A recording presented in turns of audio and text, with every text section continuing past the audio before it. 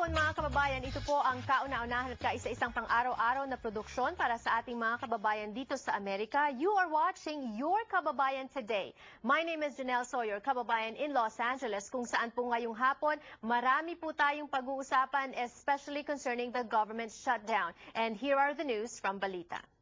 Pinoy na Pinoy, Weekend Balita. Isa na pong epekto ng government shutdown ay ang pagkakansela ni Pangulong Barack Obama sa kanyang pagbisita sa Pilipinas. At mas marami pa pong detalye ngayong hapon with Ronnie Ligo, Editor-in-Chief of Weekend Balita and US Asian Post. Magandang hapon sa iyo, Ronnie, and welcome to Kababayan Today.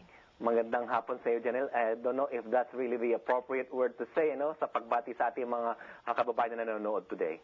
Yes, government shutdown obviously started yesterday, and one of the effects is the President Obama canceling his trip to Malaysia and the Philippines. Yes, supposedly October 11 and 12 si President Obama ay pupunta sana sa Pilipinas. Alam naman natin pag-uusapan niya yung US bases, the more military presence of US military presence din sa bayan na yan kasi nga sa mga nangyayari sa atin between us and China. However, gaya na nabanggit mo, canceled na rin ang pagpunta niya sa Malaysia because of the shutdown. This would have been historic because it's been a long time that the US President has visited that country in Malaysia. All right. More for us, ordinary citizens, para sa mga mamamayan naman, Ronnie, ano bang epekto ng government shutdown? What does that mean? What agencies are closed, half open, half closed? Tell us about it. Yeah, 800,000 ang sinasabi nilang who will be furloughed initially itong because of this shutdown. Ang importanteng date na tatandaan natin, Janelle, is October 17.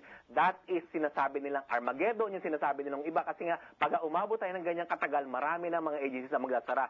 Meanwhile, ngayon, maraming mga ahensya na like 50% or more of their employees have been furloughed or told to go home, especially yung mga national parks, national museums, wala na mga pasken, even those veterans wanting to visit the war memorials, hindi na sila pinapayagan.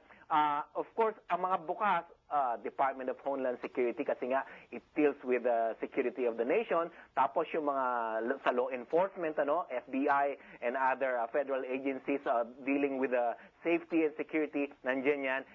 Ang ating mail ay darating po yan everyday kasi it is self-funded, and Social Security Administration, as far as checks are concerned, ay tuloy-tuloy po yan. All right. In terms of the effects of the shutdown on immigration, we're going to be talking about that in just a little while. Our next segment is the American Dream with Attorney Allison Aquino. But for now, Ronnie, let's do a so-called parang roll call, First, let's talk about health.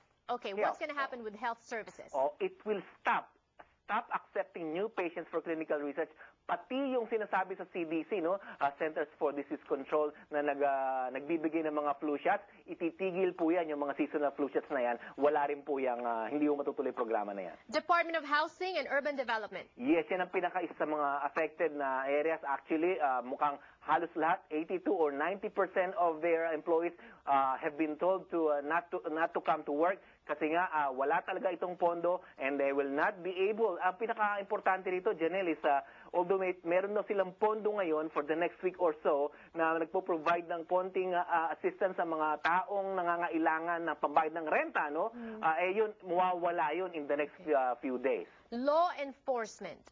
Yeah, ang gaya na nabanggit natin, yung mga FBI fine, immigration nabanggit mo, pero yung e-verify na kung saan yung mga businesses that will have to check, empleyado nila or potential employees are legal here to work or not, ay hindi yan matutuloy. So, they will have to wait or they will not have to be employed. All right. Parks and museums, the National Park Service will close more than 400 national parks and museums, including, Ronnie, ano ba yung mga kasama dito? Yosemite, very popular yan dito sa Amerika, mga museums dito sa New York, alam naman natin. Arizona, yung the South and yung Grand Canyon, sabi ng Arizona, it will remain open because it will self-funded, pero of course yung ibang parte niyan, hindi nila pwedeng dalawin. Okay, financial regulators, Commodity Futures Trading Commission. Right, marami po diyang mawawala at hindi yung mag-ooperate.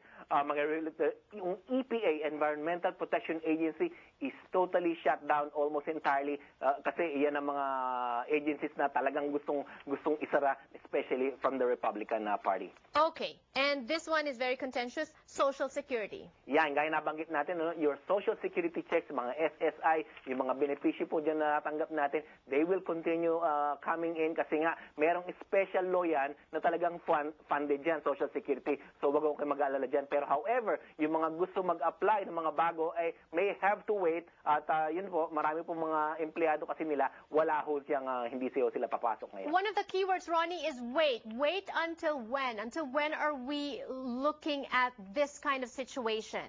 Janelle, it would be important to go back to history. No, the last time we had this 17 years ago under the Clinton administration, we had 5 days, and then the next one was 21 days. It was the longest time na nagkaroon ng shutdown, at marami pong nagsara at marami pong nahirapan. Of course, ang pinag-usapan din po ron budget. However, during the Reagan administration, there were eight total shutdown. However, it only lasted to 3 days.